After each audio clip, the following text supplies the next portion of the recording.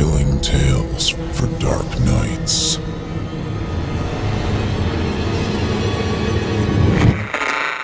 Want to make sure you never miss a Chilling Tales for Dark Nights video again? Be sure to subscribe and hit that bell to turn on notifications. It's time to turn off the lights and turn on the dark. Chilling tales for dark nights.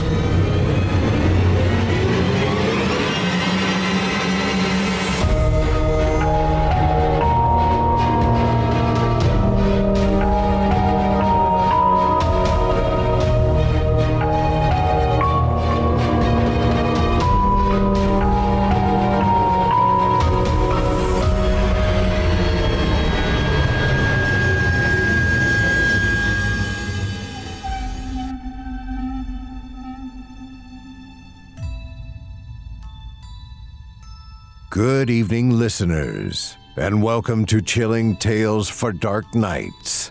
I'm your host, Steve Taylor. Every week, we lift the veil on stories that reveal just how dangerous the world around us can be, especially in places we thought we could trust. Places of comfort, places of routine, places that seem harmless until the lights dim. The door closes, and you realize you're not in control anymore. If you're new here, welcome to our House of Horror. Pull up a chair, but don't get too comfortable. Make sure to follow us on Spotify, subscribe on YouTube, and leave us a 5-star review on Apple Podcasts or wherever you listen. It's the simplest way to support what we do, and of course, to help keep the nightmares coming.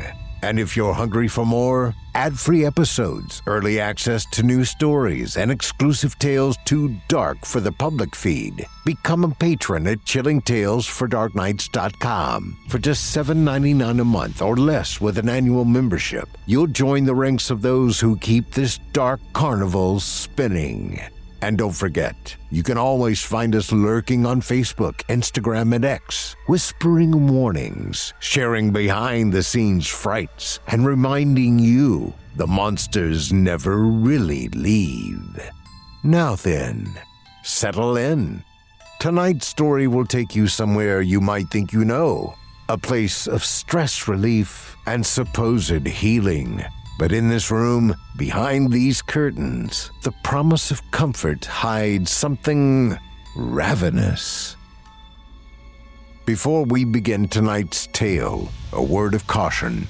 This story contains content of a sexualized nature, as well as descriptions of abuse. Though it is presented in a horror context, some listeners may find the subject matter especially disturbing, particularly those who have experienced sexual abuse or trauma. Listener discretion is strongly advised.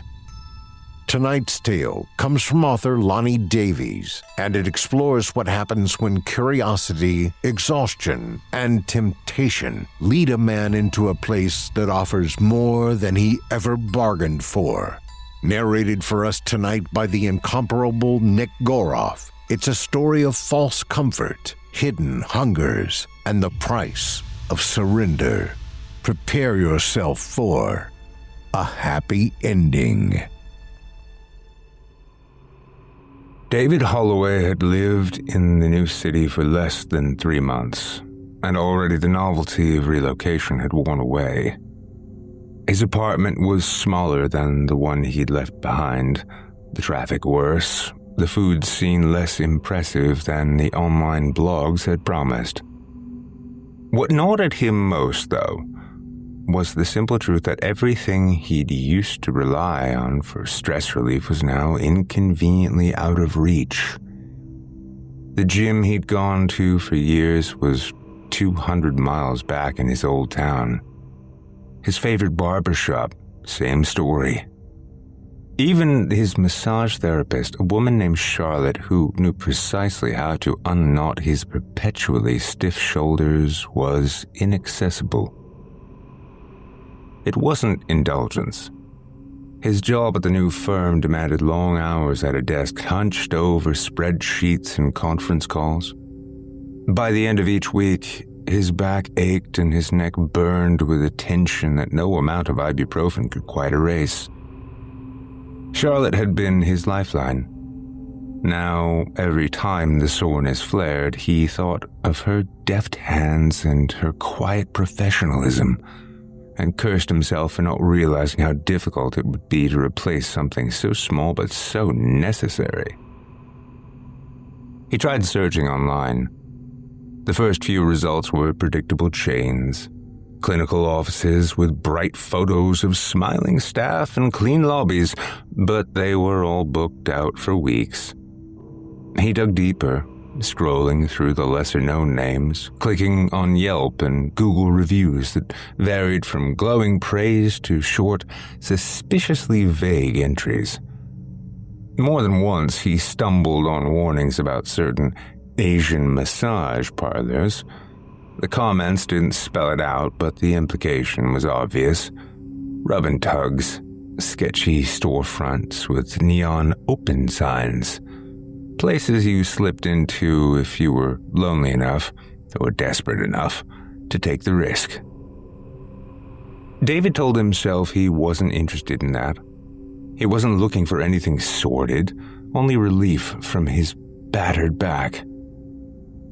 But curiosity tugged at him whenever he scrolled past a name that sounded too generic or bland, as if trying to hide what it was.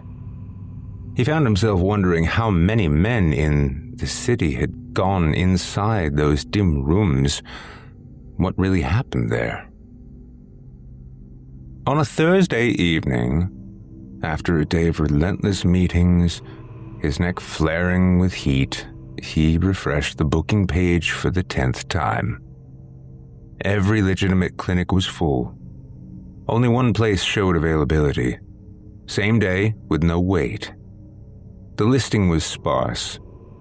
Lotus Touch Bodywork. They had no website, only a phone number and a handful of reviews, and half of those were one-sentence bursts of praise written in broken English. The others were 5-star raves that read strangely alike, like they'd been copied and pasted with only a few words swapped out. It was, by every reasonable standard, a red flag. He stared at the page for longer than he wanted to admit. He thought about Charlotte again, about her scheduling weeks out and never having a last-minute slot. He thought about his shoulders already screaming. Then he thought about how his Friday was stacked wall to wall with deadlines. If he didn't find relief tonight, he'd be miserable all weekend. David told himself it was just a matter of curiosity. He didn't have to go through with it. He could call, ask questions, and if it felt wrong, hang up. His finger hovered over the number before he finally tapped it. A woman answered on the second ring. Her voice was flat and uninflected. Lotus, you come? He hesitated, thrown off by the bluntness. Do you take walk-ins? Yes, you come now. We open. That was it. No questions about his name, no forms to fill out online, no mention of what type of massage he wanted, just immediate acceptance, as if they'd been waiting for him. David ended the call, staring at his phone. Every instinct said it was a bad idea, but he was already standing, reaching for his jacket. Perhaps it was reckless, precisely the kind of thing Charlotte would scold him for. But he was tired of stiffness, of endless tension with no outlet. He told himself he was only going because it was convenient and cheap, and that it would probably be fine. And because on some level he didn't want to admit, he wanted to see what was behind the neon signs everyone pretended not to notice. The drive across town took less than 20 minutes. David had expected a storefront tucked into some forgotten strip mall, but Lotus Touch Bodywork was stranger than that. The parlor sat wedged between a shuttered laundromat and an insurance office with tinted windows. its only marking a faded vinyl banner with the words Lotus peeling in the corners. The door was glass, the blinds drawn. A neon open sign buzzed faintly in the corner, its red light flickering every few seconds. He parked and sat behind the wheel longer than he needed to. From outside, the place looked abandoned, yet the faint glow from inside suggested otherwise. His pulse quickened, not from excitement, but from the stubborn feeling that once he went in, he wouldn't be able to excuse himself easily. He thought about turning around, claiming the tension wasn't that bad and telling himself he'd wait until a proper clinic could fit him in.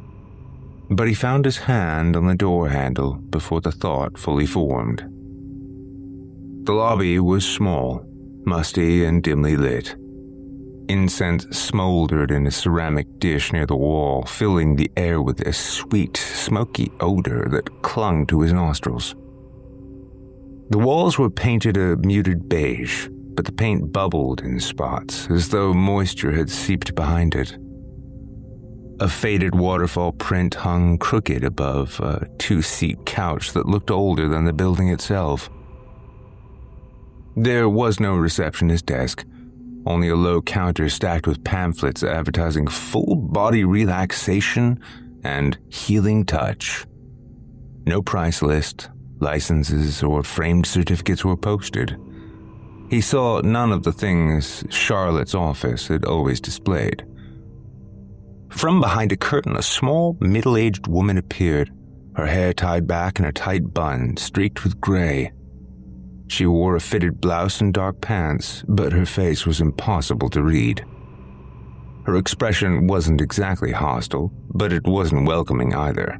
It was simply blank, as though greeting a stranger was a rote task. You here for massage? She asked. Yes, David said, his voice catching slightly. I called a few minutes ago. She nodded once, then gestured toward the curtain.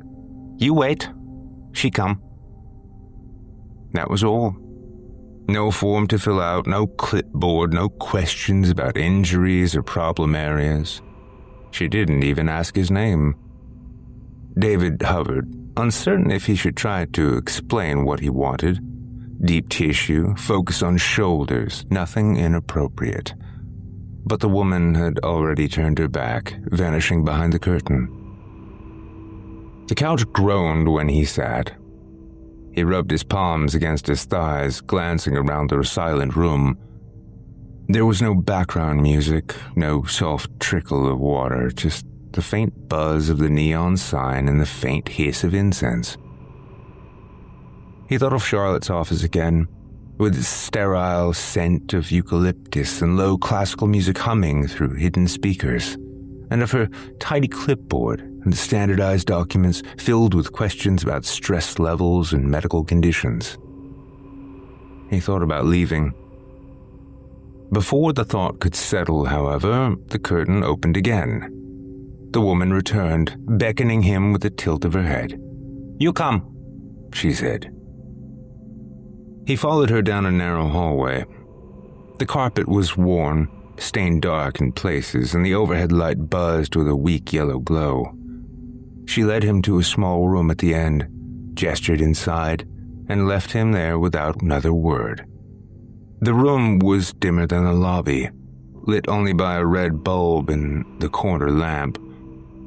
The massage table was positioned in the center, covered by a single towel folded in half. There were no sheets or blankets, just the towel. A stool sat in the corner, and against the wall, a low shelf was cluttered with bottles of unidentifiable oils and unlabeled jars. David shut the door behind him and hesitated. Normally, a therapist would explain how to lie down, what to keep on, and whether to drape with a blanket. Here, there was nothing. He tried to reason with himself. It was just a cultural difference, maybe, or informality. Some places did things differently. He pulled off his shirt and folded it carefully, then removed his pants. For a moment, he stood in just his underwear, goose flesh prickling across his skin from the chill in the room. He eyed the towel, unsure how to use it. Should he cover himself or put it beneath him? After a moment of awkward deliberation, he lay down face first on the table, slipped the towel over his backside, and adjusted his underwear so they stayed snugly in place. The headrest's donut hole smelled faintly of something sour, like sweat or iron. He shifted uncomfortably, already wishing he'd chosen differently. Still, he told himself, he was here now. All he needed was an hour. Just an hour. Then relief. Then he could forget how odd it felt to even be in this room. He closed his eyes and waited. The door opened without a knock. A petite figure slipped inside, her hair pinned flat, her eyes lowered. She didn't introduce herself or meet his gaze. She moved with the clipped efficiency of someone mechanically following instructions. David started to push himself up, about to ask about pressure and focus and whether there was a blanket he'd missed. Before he could speak, she reached for the towel and lifted it away as if it were an obstacle she had been told to remove. The cool air on his bare skin made him flinch. He's okay? She asked with an unsettlingly level tone. It wasn't quite a question, nor was it a statement. He turned his head to glance back, but the headrest pressed his cheek, and the red lamp on the shelf made everything seem underdeveloped, the edges of objects soft and uncertain. Yeah, he said, though he didn't feel sure. She tugged the waistband of his underwear downward, farther than he'd expected, stopping only when the elastic snagged on his hip bones. His protest rose and collapsed on itself. The words felt too fussy, and the room felt too quiet to fill with his awkwardness. He coughed instead, and the sound seemed to be absorbed by the walls. Her hands were surprisingly warm. She started at his shoulders, palms flat, neither kneading nor stroking, more like brisk polishing, as if trying to scrub fingerprints from a surface. The motion was wrong for a massage. It was too fast and shallow, friction without depth. He braced for disappointment, already rehearsing how he would cut the session short. Then her thumbs found the knob of tension at the base of his neck and pinned it with unerring precision. She leaned in, expertly applying slow and deliberate pressure through the spot, and something clicked along his spine. Heat unfurled down his back. For the first time in weeks, the angry band in his traps loosened. "God," he whispered into the headrest, startled at the sudden dramatic relief. He hadn't meant to say anything at all. He's okay, she repeated, in almost the same tone as before. Her hands resumed the strange, alternating cadence. A few frantic rubs that generated heat but not progress, followed by a sudden, expert press exactly where he needed it. When she worked well, she worked extremely well, seeking angles he hadn't known mattered, following the grain of muscle like a map only she could see. When she didn't, she skimmed over him in jittery bursts that left his skin tingling and his nerves on edge. David tried to reconcile the two patterns. Maybe she was new. Maybe she'd learned on the job from different people and picked up mismatched habits. He forced his breathing to settle and focused on the good. The way she traced the long ridge of his shoulder blade with a knuckle. How she dragged a palm across the knotty cables under his right scapula until they softened. He began to think he could get through the oddities. The smell, though. He couldn't explain the smell. The oils most clinics used were lightly herbal or citrusy. This room carried something heavier underneath the incense. It wasn't sweat. It wasn't the stale odor of a poorly cleaned headrest.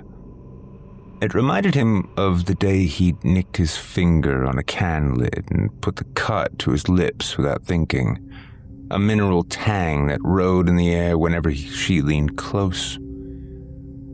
On one pass, her fingertips skimmed near his cheek, and the scent came with them, faint but distinct, like a whisper of rust. He tried not to react.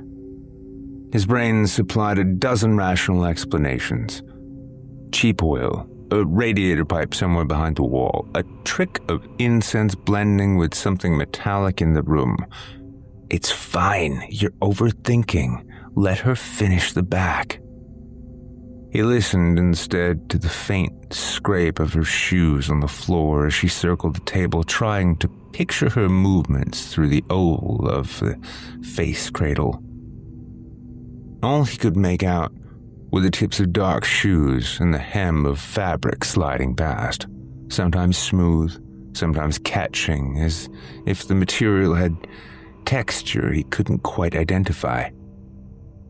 Her breathing drew closer to his ear as she leaned over to him to reach the opposite shoulder, carrying the same mineral trace.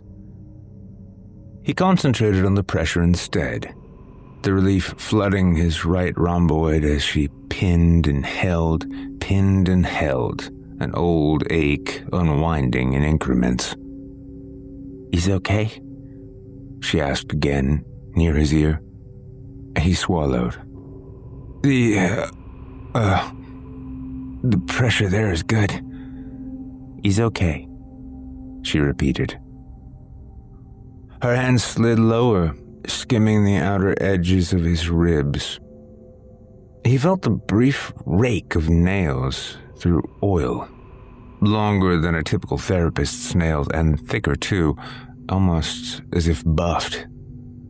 They weren't sharp exactly, but substantial enough that when she dragged them along the grain of his lats, it made the nerves jump like sparks. He tensed and realized he hadn't told her about the broken rib he'd cracked the winter before, which was still surprisingly tender.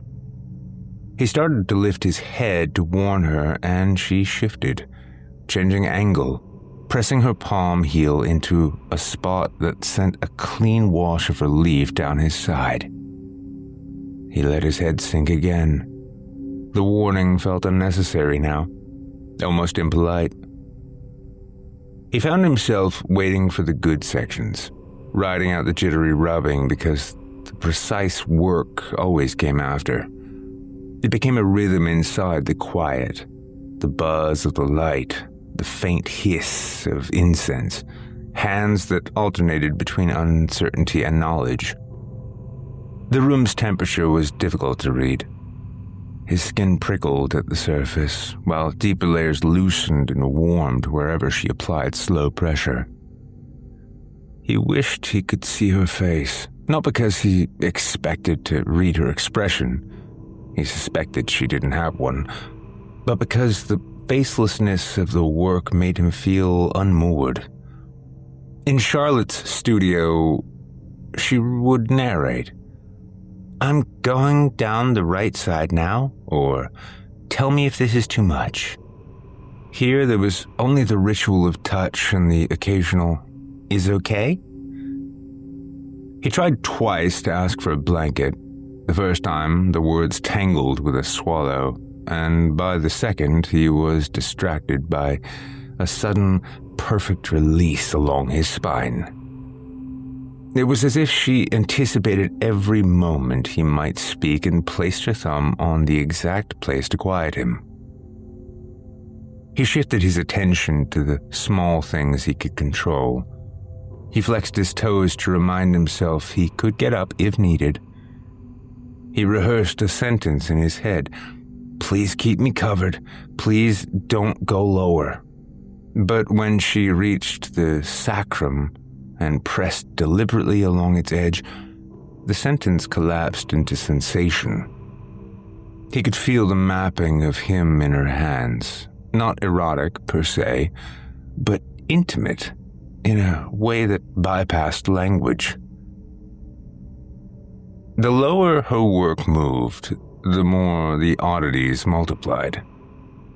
She did not sweep past glute attachments in the clinical, impersonal way he was used to, but hovered there, fingers splayed as if taking measurements. The towel was long gone, and the waistband of his underwear still rested lower than felt appropriate. Heat rose to his face, but shame was a weak motivator compared to the relief he finally felt. He watched her shoes again through the face cradle. Once, the toes seemed to angle in an odd way, as though there were more joints than expected, and then corrected, heel tapping softly as she repositioned. He told himself the distortion came from the limited perspective of the donut hole, a trick of the eyes. When she moved to the left side, her hand brushed the top of his head, the nails rasping his scalp.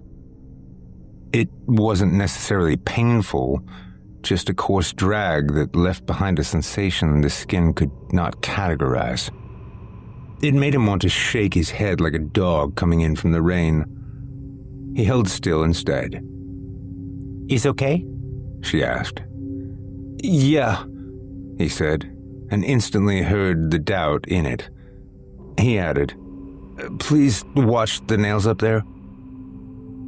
She paused for a beat and then resumed, avoiding his head. The next passes were better and cleaner, the pressure steadier along grooves of muscle that ran from neck to shoulder. He pictured her face again and got nothing. He pictured her hands, broad palms, heavy nail beds, the faint smell he could not name. He imagined her forearms, a very fine down of hair lying flat in one direction and bristling in another when she turned her waist. The red lamp hummed. His shoulders unwound another notch. He almost said thank you, as another wave of pleasure washed over him. Her technique hiccuped again. Fast rubs at the edge of his hips, more heat than depth. He waited for the good press to follow, and when it didn't, he started to push himself up. She adjusted before he could, sliding her palms under his shoulder, levering gently, and then driving her thumb into a knot that felt permanent. A sigh left him before he could catch it. His arms went heavy. At some point, she switched the lamp to a lower setting, the room slipping into a deeper shade of the same color. In the new, dimmer environment, he became aware of the faintest sound when she exhaled. Something wet at the end of the breath, a small, inconsistent catch you might hear in someone recovering from a cold. It appeared when she leaned very close and vanished when she stepped away. He tried not to think about it. He was ready to speak now, to ask her to pull the underwear back up, to request a drape, and to reassert ordinary boundaries when her hands landed at the base of his neck and slid in precise mirror strokes down along his spine. They moved in strict symmetry, a matched cadence left and right, knuckles traveling the channel beside each vertebrae. The effect was hypnotic. He told himself he would bring up the towel after this pass, after one more, after this last one. He's okay? She murmured, very near his ear again. It's fine, he said, and heard the way the words chose themselves. She shifted her weight. The stool feet hissed across the floor and settled near his head. The angle of her reach changed. He could feel her poised directly behind him now, not at his side. The hem of her pants, if they were pants, tickled his temple as she leaned forward, testing the slope of his trapezius with a firm thumb. David opened his mouth. "Could you?" The headrest creaked as she angled over him, and the sentence evaporated. The angle of her reach changed. The stool scraped closer to the head of the table. David felt the space narrow above his crown, and then warmth settled across the back of his neck. Not a hand. Thigh. Another followed, bracketing his head so his ears pressed against skin. "She's short, just getting leverage," he told himself. Yet the pressure wrapped rather than balanced, damp heat creeping along his nape while her palms worked his spine. Her breath slid over his upper back when she leaned. That mineral tang rode with it. He tried not to inhale. "He's okay?" she murmured. "If you need to stand differently, fine," he said, meaning the opposite. Her hands ran lower, the final beat of each long stroke clapping him between the legs. A dull spark jumped his belly. He flinched despite himself. "He's okay?" "It's fine," he said, heat crawling up his face. And a second unwelcome heat he could not will away rose farther below. The alternation continued. Jittery friction, then an exact press that unwound a knot. Again, the jolt at the end made him tense. The hits weren't brutal, but they were careless in a way that made his eyes water. Each time the heel of her hand landed, his body betrayed him with a twitch, and each twitch confirmed to him that she knew exactly what she was doing and didn't intend to alter course. He tried to angle his hips to protest himself. He hated that his body reacted at all. The collision sent a confused charge through him, pain souring something electric, then embarrassed warmth. He willed it away, but there was nothing to hide behind. She gave no sign she'd noticed his arousal and kept moving as though his reactions were irrelevant. Through the face cradle, he watched her shoes and slivers. Once the hem above them looked like bare skin, then fabric again. Hadn't she been wearing pants? The memory slid when he reached for it. Suddenly, her nails grazed his scalp again. She adjusted when he stiffened, then returned with a lighter scrape that made his nerves jump. When she tracked the skin at the base of his skull, he had the sense she could break him open if she chose. Warmth pressed harder at his nape. It wasn't the seam of fabric, he was sure of it. Its texture was supple and fleshy, but with a faint, regular ridge, shifting bead by bead as she leaned. Then he felt a fold, a crease.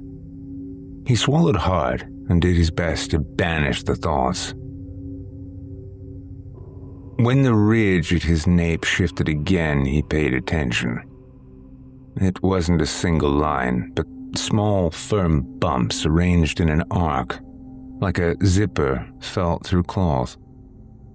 They shifted minutely when she adjusted, pressing and easing in tiny cycles.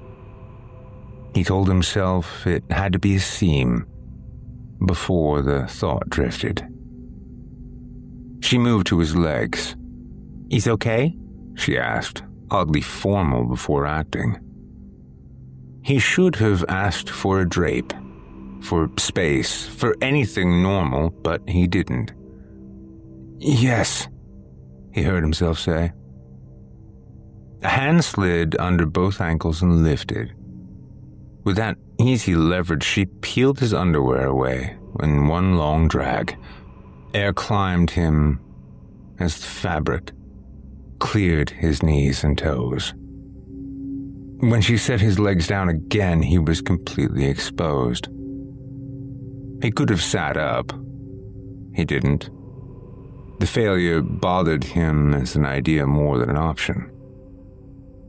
That was when she climbed onto the table in a motion too smooth for the cramped room, and too practiced to be anything other than practiced. Bare thighs met his, unambiguous now, all pretense gone. He chased the certainty that she'd been clothed previously and found only fragments, shoes and a hem. Now there was weight and heat. A damp line traced his inner thigh where her body made contact with his. From that perch, she worked the muscles of his back in long pulls. Each time she leaned, breath rode his shoulder blade with the same iron note. He tried to turn his face away from within the donut. There was nowhere to go. Fingers threaded his hair again. Nails tracked his scalp, near pain, then over it. She paused in places as if sampling him. The nails returned to his scalp, slower now, testing boundaries. They combed the crown of his head in near straight lines, stopping just shy of breaking skin, then dragging down in a path that set his nerves alight. For a moment, the pressure lingered at the soft notch above his spine. Something in him wanted to bolt. The rest of him stayed still. "Is okay?" she whispered, so near his ear that the consonants brushed him. He made a sound that was meant to be yes, but wasn't. She continued, as if permission had been clearly given, moving into the long strokes again. She flowed forward on the table until her knees framed his ribs, then slid back without the telltale catches of fabric. She was pressing against him, skin to skin now. There was no question about it. Her palms traced long rails down his back and returned up the same tracks, and when she leaned farther to reach, her thighs pressed against his, the rigid arc near his pelvis shifting with her. A wash of damp warmth followed, and the faintest scrape, a delicate rasp that might have been stubble. He tried to imagine the normal choreography he expected in a place like this. Banal chatter meant to reassure, a transactional script. None of that arrived. Instead, she inhaled slowly along his shoulder, then near his ear, and down the side of his neck, where she would pause and hold her breath. He felt a pinch then, high on the right thigh, causing him to jerk. This was followed by a second pinch on the left. The third landed near the crease where his leg met his torso. A careful pressure, then a nip. Not the pinch of fingers, but something abrasive and tooth-like. Tines. A small, startled sound escaped him. "I'm sorry," she said, perfectly flat. "Is okay?" "Please, don't," he began. The rest fell apart. Stop felt too strong. Don't do that, too specific. Cover me, too late.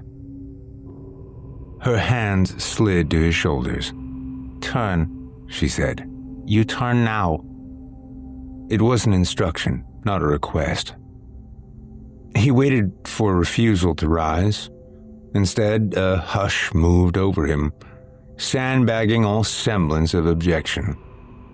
All but involuntary, he drew his arms to roll. Before he could lift his head, cool fabric slipped over his eyes. and was tied snugly in one practiced maneuver, and darkness replaced the red of the room, complete and immediate. With his sight gone, his hearing sharpened. There was a slight thud as the masseuse stepped off the table. The hush of feet on carpet, the faint stretch of something being adjusted. He remained prone, blindfolded, aware of every inch of exposed skin cooling in the air. "He's okay," she said, close enough that he could feel the word form at his ear. Can we... His voice broke on the question when her palm found the center of his back and pressed him gently, decisively flat. There was no anger in it, only unexpected authority. "Turn," she repeated, softer now. He obeyed despite his misgivings, every thought cursing his decisions in real time. Rolling to his back felt prearranged. The blindfold bit tightly at his temples. It was then he remembered he was naked. The knowledge skittered through him for but a moment before sinking alongside the remainder of his inhibitions.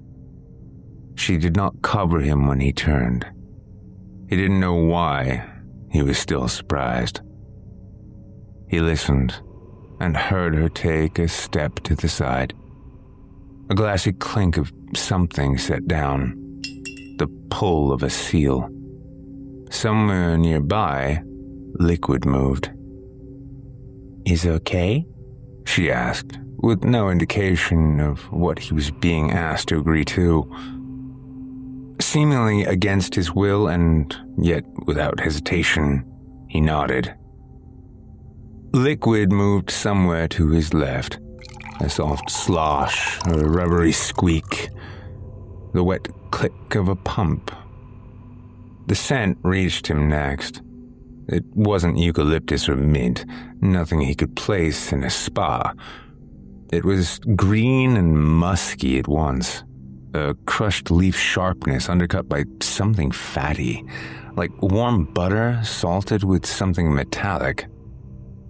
The mixture reached the back of his tongue and made it tingle. A cool stripe landed across his shin. Fingers spread in long, even passes, working from the ankle toward the knee. Wherever the substance touched, the skin went first cold, then gently warm, and finally semi-numb at the edges. Sensation wasn't entirely gone, but it was muted, as if wrapped in felt. She avoided his genitals with meticulous care that felt almost mocking after the ordeal of the last half hour. She focused on one of his calves, his knee, and his thigh, then the other leg in the same measured sequence. With each pass, the muscles lost more of their brightness. He could still move, he told himself. He could sit up if he had to. But then he flexed his toes, and the effort seemed gargantuan. "He's okay?" she asked. He nodded without meaning to. Her hands smoothed the mixture along his hips and lower abdomen, spreading warmth that made his abdominal muscles relax by degrees. She paused at the edge of his pelvis, close enough that the proximity prickled, and then moved upward across his ribs and sternum. The glide should have been clinical, but the thickened oil felt intimate in a way that took his breath away. He kept his breath shallow on purpose, pretending that he was still in control.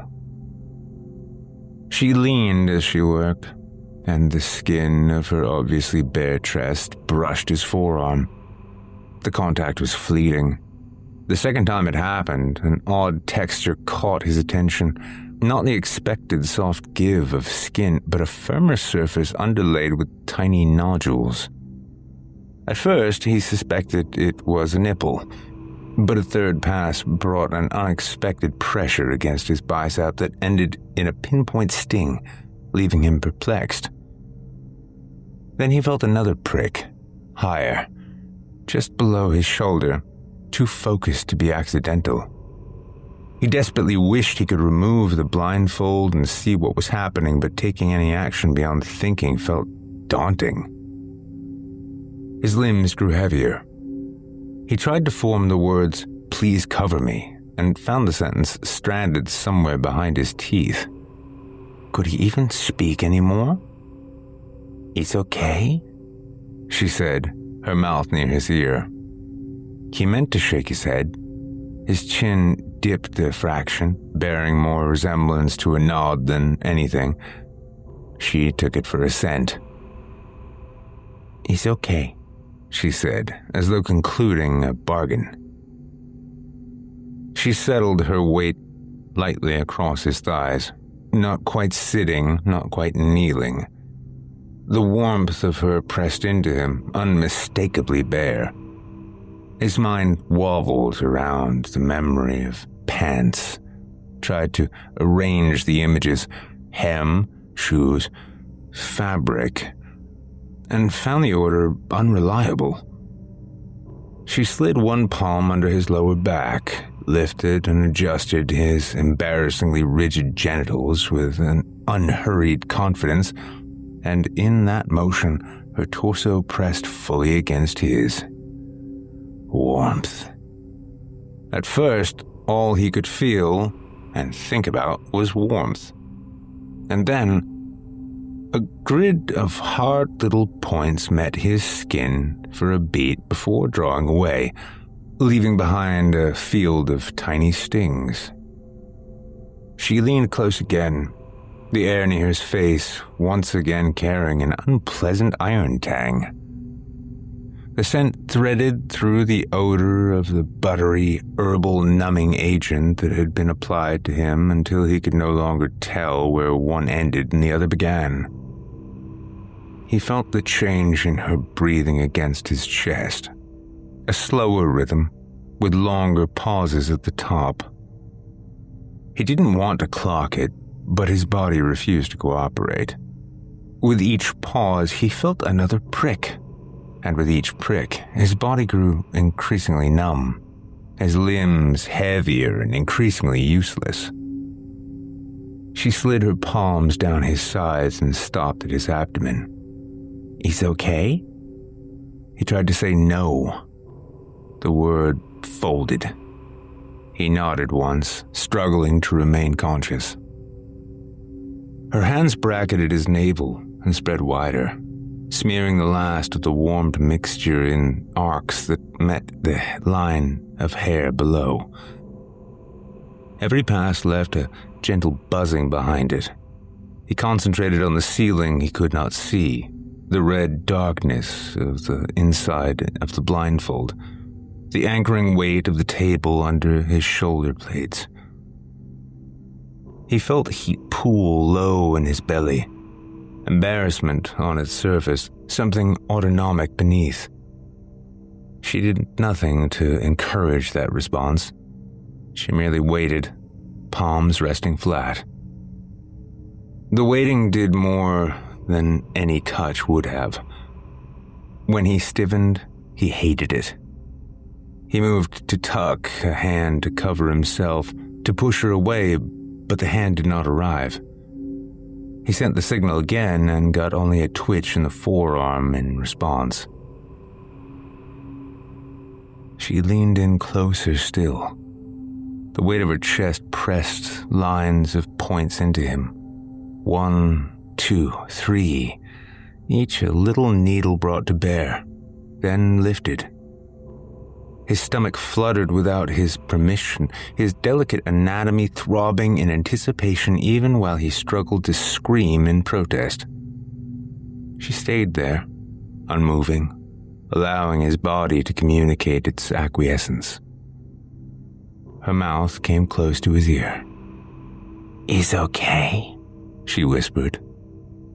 It should have been a question. It sounded like an answer to itself. Words would not gather. Heat shifted through him and settled lower, where his nerves continued to betray him. Shame flickered, then melted away in a semi-conscious haze of confusion, agony, and arousal. Then suddenly, he felt a warm breath as it touched his lower abdomen. She moved down the center line of him with a patience that made him want to roll off the table and crawl to the door.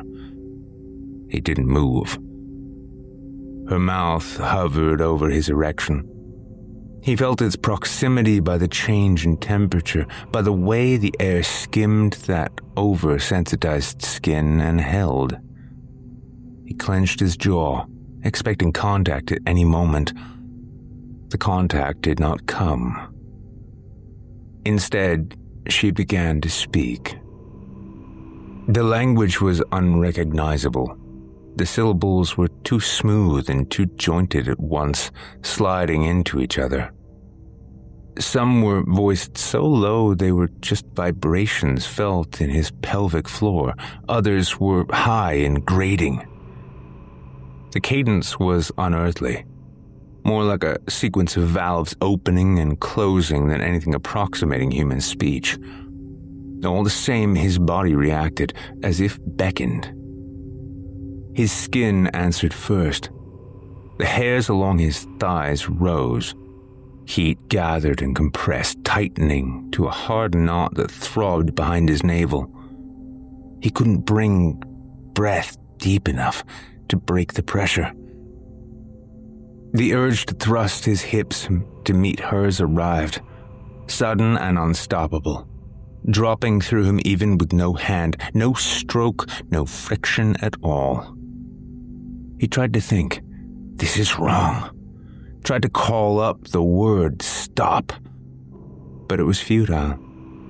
His body answered only to the orifice poised inches from him, mouthing words he had no choice but to obey. The pressure built past the point where it should have been released and emptied him, and kept climbing. The pain of it flashed white, blurring his vision. The voice wound tighter, sending shockwaves along his nerves in agonizing bursts. Finally, explosively, he climaxed. His body seized, writhing in the throes of torturous, unwanted pleasure and pain, wave after wave crashing over him relentlessly. He expected fluid. None arrived. But something else did. It left him in a long, steady stream that he could feel but not place. It had weight without mass and temperature without heat. It was the feeling of standing too close to a thunderstorm when your skin knows lightning is near, or the feeling of waking from anesthesia when one's mind has yet to be fully restored. It flowed from him through the point where she hovered and into her waiting mouth.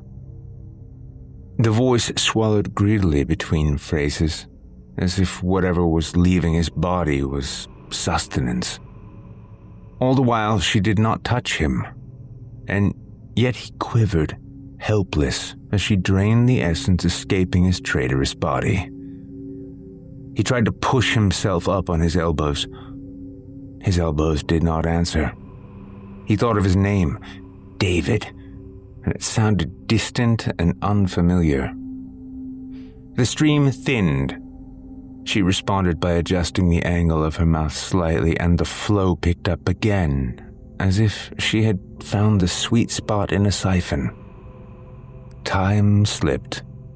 The room became red-black through his blindfold, and the room spun. At some point she mounted him.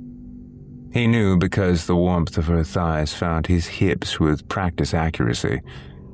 The skin there was slick with the herbal mixture, but beneath the slickness was a different texture. An armor of fine ridges he had mistaken for gooseflesh when she brushed him before. Up close, the pattern was too regular for that. Her hands positioned his engorged genitals with a matter-of-factness that shocked him even then. Then the blindfold slipped. She caught it with 2 fingers and drew it up off his face. The room returned as a dim stain. The red lamp turned low, the wall seemingly closer than before. She filled most of his view, close enough that he could see the mask of human skin as a layer that didn't quite belong. The hair at her temples sat perfectly, each hair obedient. The line of the jaw was almost too straight, the ears too smooth. Her eyes were dark, little more than holes drilled in a canvas. She reached up and caught the edges of her face behind both ears, pinching points only she could find. When she pulled, a seam opened. It did not tear so much as unzip along a line already intended for that purpose. Skin peeled back over cheekbones with a rubbery tug, and what lay beneath made his thoughts flatten. There was no gore, just a second surface. Leather dark, slick, and paneled, each panel etched with fine, repeating grooves. Where a mouth should have been was a complex, circular arrangement that reminded him, in a way he was ashamed to think, of gill slits and flower buds and something made for crushing. The discarded human lips hung to either side, useless now, the way a glove looks once the hand has been removed. Is okay? She asked, voice unchanged. The question came from lower in the throat, as if the old mouth had never been involved. He nodded, though he didn't mean to. He felt his chin perform the motion in a smooth, obedient arc, even as every ounce of his being recoiled in abject terror.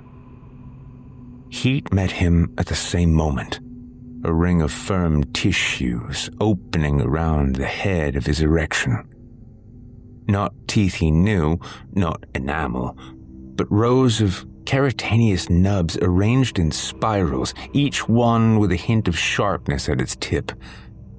They found purchase along sensitive skin and held, then tightened. A gentle clamp, a trial bite. He bucked as far as the numbness would allow, trying to throw her off him. She ignored his efforts and adjusted her angle, slowly, and fed the length of him into that arrangement by degrees. Where the ring touched, the stream of vapor that had poured from him earlier, before tapering off, resumed with ferocity. The flow threaded into her, each pulse matched by a subtle contraction deep inside her abdomen. The keratinous nubs ratcheted in tiny increments. Grip, release, advance, grip again. Until he was seated so deeply that the world narrowed to a point where their bodies met. She lowered until her torso lay flush over his. The grid on her chest pressed a constellation of points into him that prickled at first, then stung, then sank. Each contact a needle of numbness that bloomed outward. She held him there, pinned in alignment. Something inside her fluttered around him like a jointed tongue. He felt the flutter at several depths at once. He would have arced away if he had the strength. Instead, his body delivered only a minute shiver. Then, abruptly, she went still. A second passed in which nothing moved. Her eyes watched his face without blinking. Is okay, she said. Suddenly, the ring around him tightened, and the world thinned. The sound that left him might have been a plea, or it might have been gratitude that the ordeal was finally over. He couldn't tell. The flow poured out of him until the edges of himself grew light, until his hands might have been smoke resting on the table rather than solid matter. He tried one last time to say no. The word arrived as breath with no substance, while the rest of him dissolved. She fed until there was nothing left to take. The last thing he registered was her face leaning in close, human mask folded back like petals. Underlying mechanisms glossy and content, and the small, satisfied click as whatever valve inside her closed. David surfaced like someone hauled from deep water. His lungs burned, but no breath moved until the air came of its own accord, sudden and unasked for. He blinked into a dark room. He no longer wore a blindfold, and the red lamp was off. Everything was still. He was lying on a massage table, fully dressed. His shirt was buttoned, his belt buckled. His shoes were on his feet, laces tied with knots too neat to be his. He sat up, groaning at the weight of his limbs. His skin prickled as if he'd recently lain in nettles. He rubbed his eyes and felt raised tracks down his neck and arms, tiny crescents, shallow bites stippled across his flesh. He swung his legs down and nearly collapsed. His knees wobbled, barely able to support him. He staggered, caught the edge of the table, and steadied himself. The smell of herbs and iron still clung to his clothes, soaked through the fibers. His loins tingled. He didn't remember much, only flashes. The strange voice in his ear, the ring of ridges gripping him, the peeling of her skin. He told himself he must have blacked out. That explained the gaps. He tried to hold on to them, to string them together, but each time he grasped for a detail, it slipped away. The door creaked when he leaned against it. The hallway stretched ahead in muffled dimness, yellow light flickering from a single dying bulb. Dingy carpeting muffled his uneven steps. Every joint felt too loose, as though something had drained not only his strength but the articulation from his frame. At the far end of the corridor, a door glowed faintly underneath. A line of pale light traced the seam at the floor. He followed it, one hand trailing along the wall to keep upright. The closer he came, the more the smell shifted. Less herbal now, and more like cleaning a solution. He reached for the knob, intending to leave quietly. Before his fingers touched it, the door opened. The owner stood there, the middle-aged woman with the bun pulled so tight it seemed painful. She smiled faintly, as if nothing were out of order, and gestured toward a clipboard on the counter. "You pay," she said. Her voice was flat and businesslike. David hesitated, searching her face for any trace of what had happened, but found nothing. Her expression was a mask of polite expectation. His hands moved of their own will, reaching for his wallet. He slid bills across the counter without bothering to count them. The woman clipped them beneath the clipboard with smooth efficiency, then tapped a line with her finger. "Sign." His penmanship staggered. He wrote something, his name perhaps, though the letters swam the moment he put pen to paper. Regardless, she tucked the paper away without reading it and handed him his card. "Thank you," she said, smiling again. He nodded, though his mind was still struggling to shape questions. What had happened? What had he agreed to? Why did the word "okay" echo in his skull?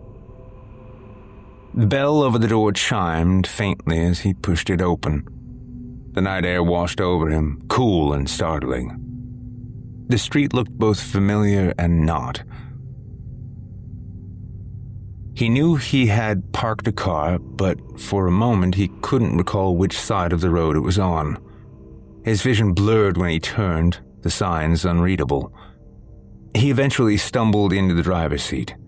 His fingers curled around the wheel, but his thoughts had already begun to thin, as though something were plucking them out one by one. He drove home in a haze.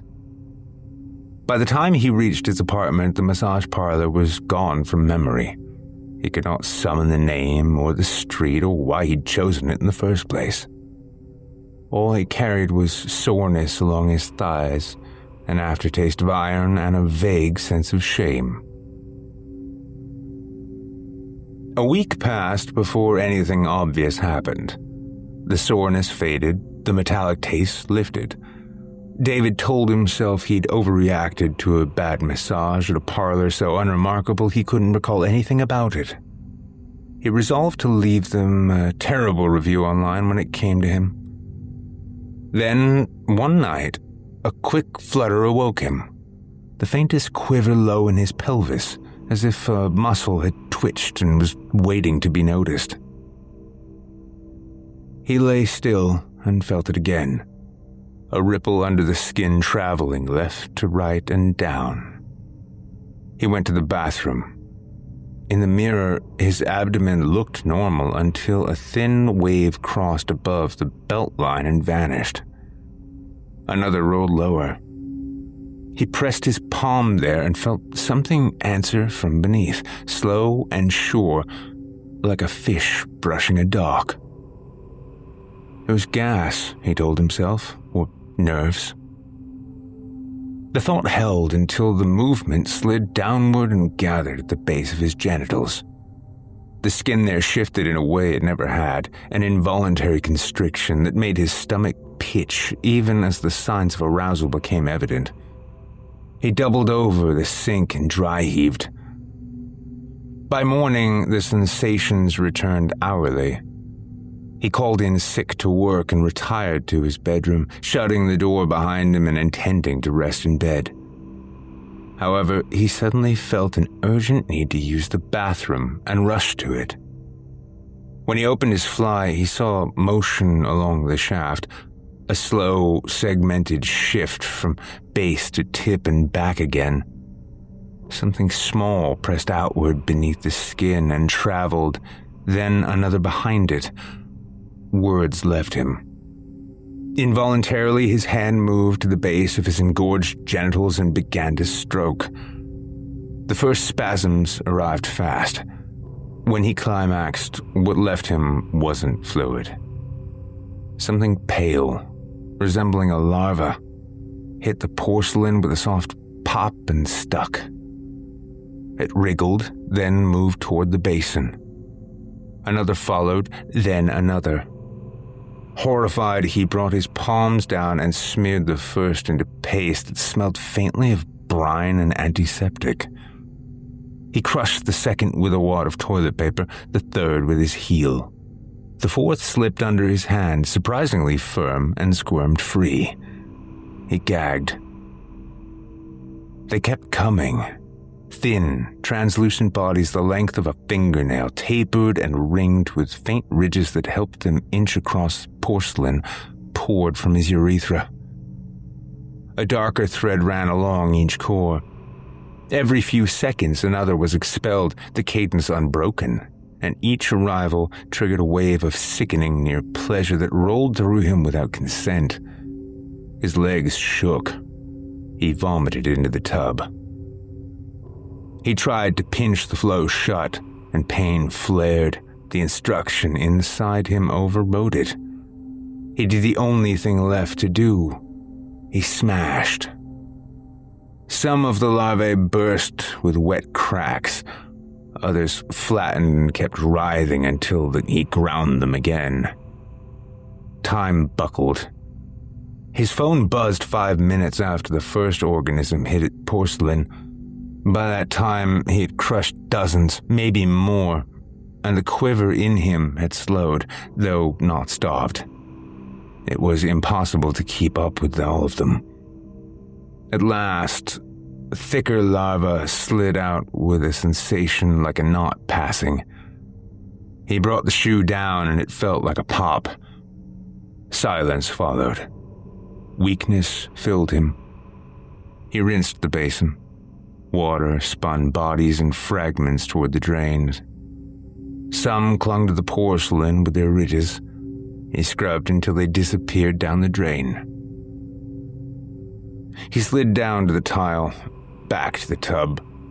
The survivors lay near the baseboard, glistening. He brought his heel down, leaving streaks on the grout. The smell changed as the mess warmed, salty and sweet all at once. He meant to stand. His legs didn't agree. He lowered to his shoulder. Something tickled his ankle, and he brushed at it. The tickle returned behind the knee, then inside of his thigh. He lifted his head and saw them. Dozens of them, maybe hundreds, far more than he had imagined had been expelled. These were transparent and moved with a different intent. They oriented toward him and advanced in a wavering line. He swatted, slow and clumsy. The first wave reached his shin and climbed, each tiny body flexing and gripping with those faint ridges. The sensation wasn't pain, but wet pressure along the hairs and pores, as many mouths tasted him. He could have swept them off if his limbs had obeyed. They didn't. A cluster reached the stippled ridges along his inner thigh and settled.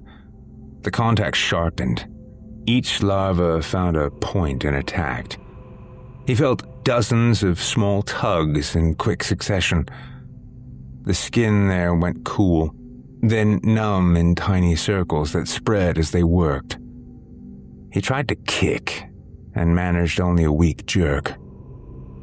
The effect of their toxins was immediate and dramatic. They climbed, finding the tracks other hands had left a week before. Wherever they lashed, the skin cooled, then dulled. A few arranged themselves behind his navel, head to tail, as if following a diagram. He realized, too late, that they were following the trail their parent had prepared. He turned his head and saw the slight, iridescent trail some had left on the tile. A few stragglers tasted at his wrist, testing thin places. He shook his hand. 2 fell, 3 didn't. Feeding deepened. The first real sting bit through the numbness like a mint-cold needle. More joined, and the stings blended into a field of chill advancing under his skin. He tried to roll onto his stomach to crush them or cast them away. His body started to turn and stalled at a diagonal. The larvae adjusted without losing purchase. A few detached, poured forward like a seam opening, and reattached higher, closer to the soft places under his ribs. "Stop," he mumbled incoherently.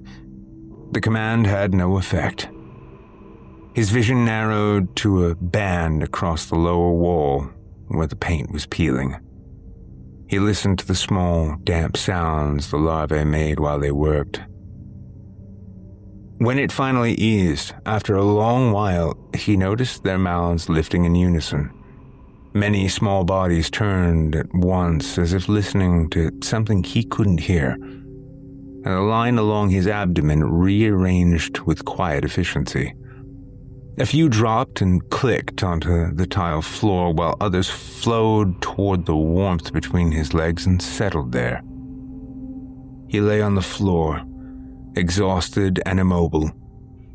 At the edge of his view, pale shapes worked over him, each attachment slow and sure.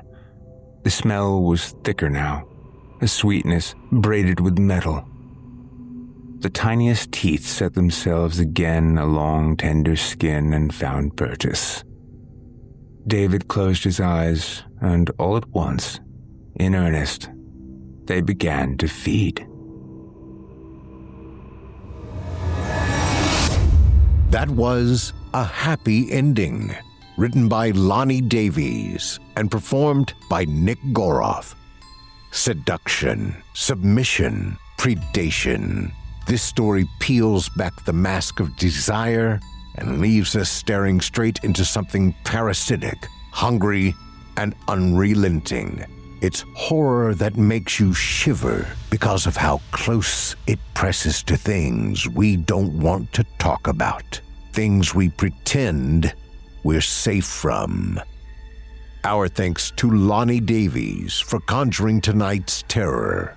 If you'd like to explore more from Lonny and hundreds of other authors, you can visit creepypastastories.com or dig into our archives at chillingtalesfordarknights.com. And of course, thanks to Nick Goroff for lending his voice to tonight's Descent. Nick brings a visceral intensity to every performance, and if you enjoyed his reading tonight, you'll want to hear more of his work across our series. It's stories like this that remind us the darkest places aren't haunted houses or cemeteries. They're the rooms we walk into willingly, thinking we'll come out the same. If tonight's tale left you uneasy about neon lights and backroom promises, do us a favor and show your support. Leave us that 5-star review on Apple Podcasts or Spotify. Subscribe on YouTube, hit the bell, and let us know you're listening in the comments. It may seem small, but every click, every share, every rating keeps the shadows alive.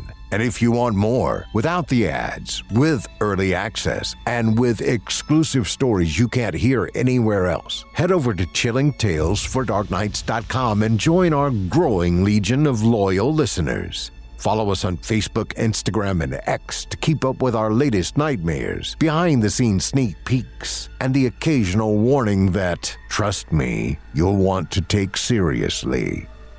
Once again, I'm Steve Taylor, and it's been my pleasure to guide you through tonight's visitation. Until next time, turn off the lights and turn on the dark. Sweet dreams, listeners. Sweet dreams. Chilling tales for dark nights.